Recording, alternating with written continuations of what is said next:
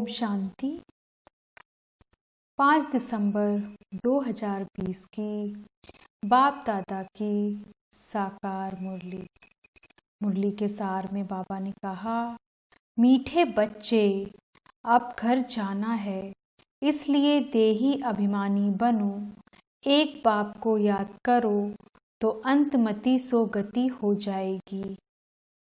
प्रश्न है आज बाबा का, वंडरफुल बाप ने तुम्हें कौन सा एक वंडरफुल राज सुनाया है? उत्तर में बाबा कहते, बच्चे, यह अनादि अविनाशी ड्रामा बना हुआ है। इसमें हर एक का पार्ट नूंधा हुआ है। कुछ भी होता है नथिंग न्यू। बाप कहते हैं, बच्चे, इसमें मेरी भी कोई बड़ाई नहीं। मैं भी ड्रामा के बंधन में बांधा हुआ हूँ। यह वंडरफुल राज सुनाकर बाप ने जैसे अपने पार्ट का महत्व कम कर दिया है।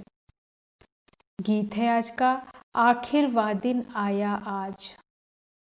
हम मुरली विस्तार से। ओम शांति। मीठे मीठे रूहानी बच्चे यह गीत गा रहे हैं। बच्चे समझते हैं कि कल्प बाद फिर से हमको धनवान, हेल्दी और वेल्दी बनाने, पवित्रता, सुख, शांति का वर्षा देने बाप आते हैं। ब्राह्मण लोग भी आशीर्वाद देते हैं ना कि आयुष्मान भव, धनवान भव, पुत्रवान भव। तुम बच्चों को तो वर्षा मिल रहा है, आशीर्वाद की कोई बात नहीं है। बच्चे पढ़ रहे हैं। जानते हैं 5000 वर्ष पहले भी हमको बाप ने आकर मनुष्य से देवता, नर से नारायण बनने की शिक्षा दी थी। बच्चे जो पढ़ते हैं वह जानते हैं हम क्या पढ़ रहे हैं, पढ़ाने वाला कौन है, उसमें भी नंबरवार पुरुषार्थ अनुसार जानते हैं। यह तो कहेंगे कि हम बच्चों को मालूम है। यह राजधानी स्थापन हो रही है, वह डीटी किंगडम स्थापन हो रही है। आदि सनातन देवी देवता धर्म की स्थापना हो रही है। पहले शूद्र से थे, फिर ब्राह्मण बने, फिर देवता बनना है। दुनिया में किसी को यह पता नहीं है कि अभी हम शूद्र वर्ण थे।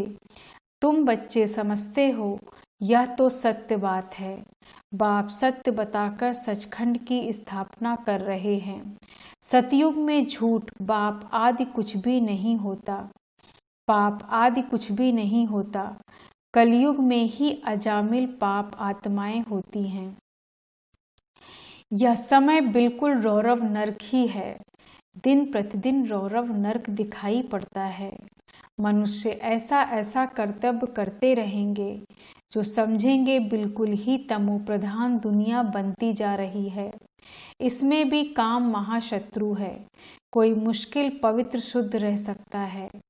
आगे जंगम फकीर लोग कहते थे, ऐसा कलयुग आएगा जो 12-13 वर्ष की कुमारियां बच्चा पैदा करेंगी। अब वह समय है। कुमार कुमारियां आदि सब गंध करते रहते हैं। जब बिल्कुल ही तमो प्रधान बन जाते हैं, तब बाप कहते हैं, मैं आता हूँ, मेरा भी ड्रामा में पार्ट है। मैं भी ड्रामा के बंधन में बंधा हुआ हूँ। तुम बच्चों के लिए कोई नई बात नहीं है। बाप समझाते ही ऐसे हैं। चक्र लगाया, नाटक पूरा होता है। अब बाप को याद करो तो तुम सतो प्रधान बन सतो प्रधान दुनिया के मालिक बन जाएंगे। कितना साधारण रीति समझाते हैं।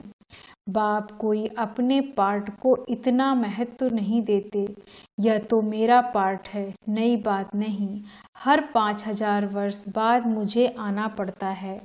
ड्रामा में मैं बंधायमान हूँ। आकर तुम बच्चों को बहुत सहज याद की यात्रा बताता हूँ। अंतमति सो गति, वह इस समय के लिए ही कहा गया है। यह अंत काल है ना। बाप युक्ति बताते हैं, माँ में कम याद करो तो सतो प्रधान बन जाएंगे। बच्चे भी समझते हैं हम नई दुनिया के मालिक बनेंगे। बाप घड़ी घड़ी कहते हैं नथिंग न्यू। एक जिन की कहानी सुनाते हैं ना, उसमें कहा जाता है काम दो, तो कहा जाता है सीढ़ी उतरो और चढ़ो। बाप भी कहते हैं यह खेल भी उतरने और चढ़ने का है। पतित से पावन, पावन से पतित बनना है। यह कोई डिफिकल्ट बात नहीं है, बहुत सहज है। परंतु युद्ध कौन सी है, यह न समझने के कारण शास्त्रों में लड़ाई की बात लिख दी है। वास्तव में माया रावण पर जीत पाना तो बहुत बड़ी लड़ाई है। बच्चे देखते हैं, हम घड़ी घड़ी बाप को याद करते हैं, फिर याद टूट जाती है, माया दीवा बुझा देती है। इस पर गुलबकावली की कहानी भी है। बच्चे जीत पाते हैं, बहुत बच्चे चलते हैं, फिर माया आकर दीवा बुझा देती है। बच्चे भी कहते हैं, बाबा माया के तूफान तो बहुत आते हैं। तूफान भी अनेक प्रकार के बच्चों के पास आते हैं।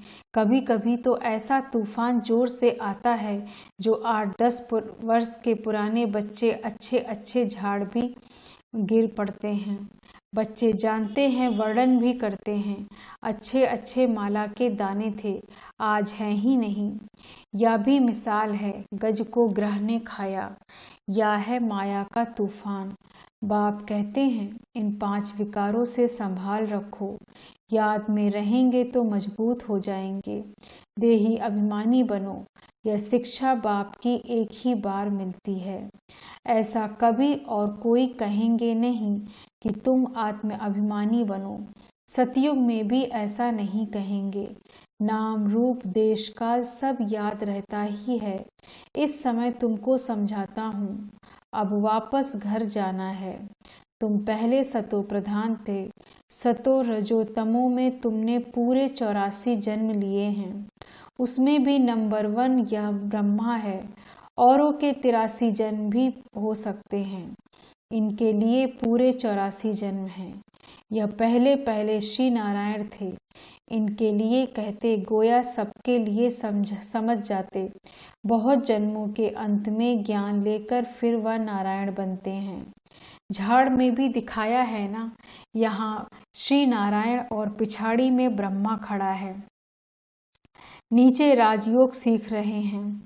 प्रजापिता को कभी परमपिता नहीं कहेंगे। परमपिता एक को कहा जाता है, प्रजापिता फिर इनको कहा जाता है। यह देहधारी है, वह विदेही विचित्र है। लौकिक बाप को पिता कहेंगे, इनको प्रजापिता कहेंगे। वह परमपिता तो परमधाम में रहते हैं। प्रजापिता ब्रह्मा परमधाम में नहीं कहेंगे, वह तो यहाँ साकारी दुनिया में हो गया। सूक्ष्म वतन भी नहीं है, प्रजा तो है स्थूल वतन में। प्रजापिता को भगवान नहीं कहा जाता। भगवान का कोई शरीर का नाम नहीं।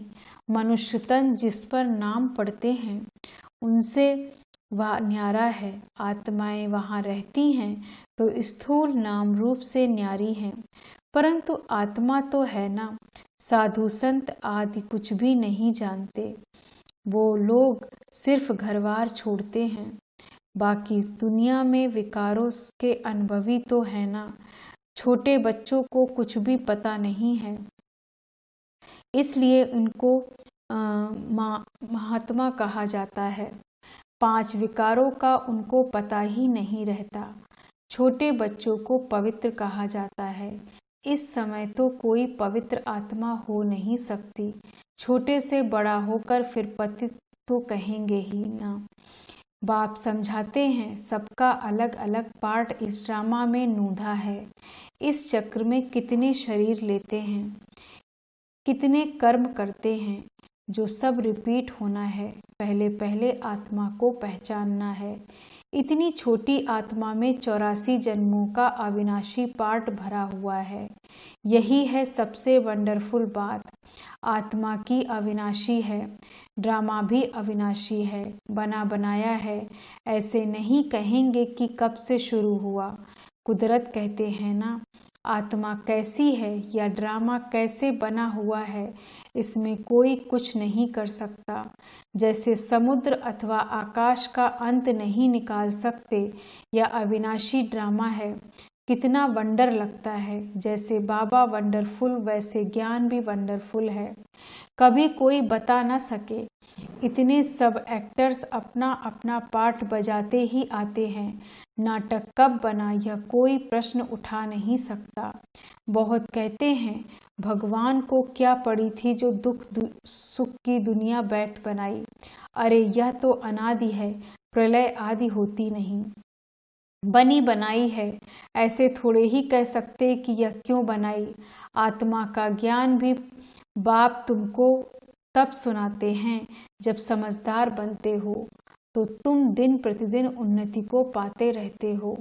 पहले पहले तो बाबा बहुत थोड़ा थोड़ा सुनाता था, वंडरफुल बातें थी, फिर भी कशिश तो थी ना। उसने खींचा, भट्टी की भी कशिश थी। शास्त्रों में फिर दिखाया, कृष्ण को कंसपुरी से निकाल ले गए। अब तुम जानते हो कंस आदि तो वहाँ होते ही नहीं।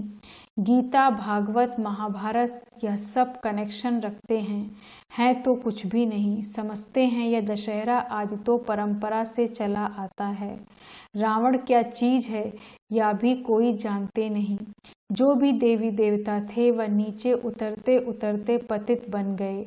रनिया भी वह मारते हैं। जो जास्ती पतित बने हैं इसलिए पुकारते भी हैं, हे पतित पावन। यह सब बातें बाप ही बैठ समझाते हैं। सृष्टि चक्र के आदि मध्य अंत को और कोई नहीं जानते। तुम जानने से चक्रवर्ती राजा बन जाते हो। त्रिमूर्ति में लिखा हुआ है, यह तुम्हारा ईश्वरीय जन्म सिद्ध अधिकार है। ब्रह्मा द्वारा स्थापना, शंकर द्वारा विनाश, विष्णु द्वारा पालना। विनाश भी जरूर होना है। नई दुनिया में बहुत थोड़े होते हैं। अभी तो अनेक धर्म हैं। समझते हैं एक आदि सनातन देवी देवता धर्म है नहीं। फिर जरूर वह एक धर्म चाहिए। महाभारत भी गीता से संबंध रखती है। यह चक्र फिरता रहता है, एक सेकंड भी बंद नहीं हो सकता। कोई नई बात नहीं। बहुत बारी राजाई ली है। जिसका पेट भरा हुआ होता है वह गंभीर रहते हैं। अंदर में समझते हो हमने कितना बार राजाई ली थी। कल की ही बात है। कल ही देवी देवता थे, फिर चक्र लगाए, आज हम पतित बने हैं। फिर हम योग बल से विश्व की बादशाही लेते हैं। बाप कहते हैं कल्प कल्प तुम ही बादशाही लेते हो, जरा भी फर्क नहीं पड़ सकता। राजाई में कोई कम कोई ऊंच बनेंगे या पुरुषार्थ से ही होता है। तुम जानते हो पहले हम बंदर से भी बदतर थे। अब बाप मंदिर लायक बना रहे हैं। जो अच्छे अच्छे बच्चे हैं उनकी आत्मा रियलाइज करती है, बरोबर हम तो कोई काम के नहीं थे, अभी हम बर्थ पाउंड बन रहे हैं। कल्प कल्प बाप हमको पेनी से पाउंड बनाते हैं। कल्प पहले वाले भी इन बातों को अच्छी रीति समझेंगे। तुम भी प्रदर्शनी आदि करते हो, नथिंग न्यू। इन द्वारा ही तुम अमरपुरी की स्थापना कर रहे हो। भक्ति मार्ग में देवियों आदि के कितने मंदिर हैं। यह सब है पुजारी पने की सामग्री। पूज्य पने की सामग्री कुछ भी नहीं है। बाप कहते हैं दिन प्रतिदिन तुमको गुह पॉइंट समझाते रहते हैं। आगे की ढेर पॉइंट्स तुम्हारे पास रखी है, वह अभी क्या करेंगे, ऐसे ही पड़ी रहती है। प्रेजेंट तो बाप दादा नई नई पॉइंट समझाते रहते हैं। आत्मा इतनी छोटी सी बिंदी है, उसमें सारा पार्ट भरा हुआ है। यह पॉइंट्स कोई आगे वाली कॉपियों में थोड़े ही होगी। फिर पुरानी पॉइंट्स को तुम क्या करेंगे, पिछाड़ी की रिजल्ट ही काम आती है। बाप कहते हैं कल्प पहले भी तुमको ऐसे ही सुनाया था। नंबरवार पढ़ते रहते हैं, कोई सब्जेक्ट में नहीं, ऊपर होते रहते हैं। व्यापार में ग्रहचारी होती है, बैठती है, इसमें हार्ट फेल नहीं होता है। फिर उठकर पुरुषार्थ किया जाता है। मनुष्य देवाला निकालते हैं, फिर धंधा आदि कर बहुत धनवान बन जाते हैं। यहाँ भी कोई विकार में गिर पड़ते, फिर भी बाप कहेंगे अच्छी रीति पुरुषार्थ कर ऊंच पद पाओ, फिर से चढ़ना शुरू करना चाहिए। बाप कहते हैं गिरे हो फिर चढ़ो, ऐसे बहुत हैं, गिरते हैं तो फिर चढ़ने की कोशिश करते हैं। बाबा मना थोड़े ही करेंगे, बाप जानते हैं ऐसे भी बहुत आएंगे। बाप कहेंगे पुरुषार्थ करो, फिर भी कुछ न कुछ मददगार तो बन जाएंगे ना। ड्रामा प्लान अनुसार ही कहेंगे। बाप कहेंगे अच्छा बच्चे अब तृप्त हुए, बहुत गोते खाए, अब फिर से पुरुषार्थ करो। बेहद का बाप तो ऐसे कहेंगे ना। बाबा के पास कितने आते हैं मिलने, कहता हूँ बेहद के बाप का कहना नहीं मानेंगे, पवित्र नहीं बनेंगे। बाप आत्मा समझ आत्मा को कहते हैं तो तीर जरूर लगेगा। समझो स्त्री को तीर लग गया तो कहेंगे हम तो प्रतिज्ञा करते हैं। पुरुष को नहीं लगता, फिर आगे चल उनको भी चढ़ाने की कोशिश करेंगे। फिर ऐसे भी बहुत आते हैं जिनको स्त्री ज्ञान में ले आती है तो कहते हैं स्त्री हमारा गुरु है। वह ब्राह्मण लोग हथियाला बांधते समय कहते हैं यह तुम्हारा गुरु ईश्वर है। यहाँ बाप कहते हैं तुम्हारा एक ही बाप सब कुछ है, मेरा तो एक दूसरा न कोई। यह सब उनको ही याद करते हैं, उस एक से ही योग लगाना है। यह देह भी मेरी नहीं। अच्छा, मीठे मीठे सिकी लधे बच्चों प्रति माता पिता बाप दादा का याद प्यार और गुड मॉर्निंग। रूहानी बाप की रूहानी बच्चों को नमस्ते। हम रूहानी बच्चों की रूहानी बाप दादा को गुड मॉर्निंग, नमस्ते नमस्ते नमस्ते। धारणा के लिए मुख्य सार। पहली पॉइंट, कोई भी ग्रहचारी आती है तो दिल शिकस्त हो बैठ नहीं जाना है, फिर से पुरुषार्थ करना है, बाप की याद में रह ऊंच पद पाना है। दूसरी पॉइंट, स्वयं की स्थिति याद से ऐसी मजबूत बनानी है जो कोई भी माया का तूफान वार ना कर सके। विकारों से अपनी संभाल करते रहना है। वरदान है आज का, त्रिकालदर्शी और साक्षी दृष्टा बन, हर कर्म करते बंधन मुक्त स्थिति के अनुभव द्वारा दृष्टांत रूप भव। त्रिकालदर्शी और साक्षी दृष्टा बन, हर कर्म करते बंधन मुक्त स्थिति के अनुभव द्वारा दृष्टांत रूप भव। विस्तार से, यदि त्रिकालदर्शी स्टेज पर स्थित हो, कर्म के आदि मध्य अंत को जानकर कर्म करते हो तो कोई भी कर्म विकर्म नहीं हो सकता है, सदा सुकर्म होगा। ऐसे ही साक्षी दृष्टा बन, कर्म करने से कोई भी कर्म के बंधन में कर्म बंधनी आत्मा नहीं बनेंगे।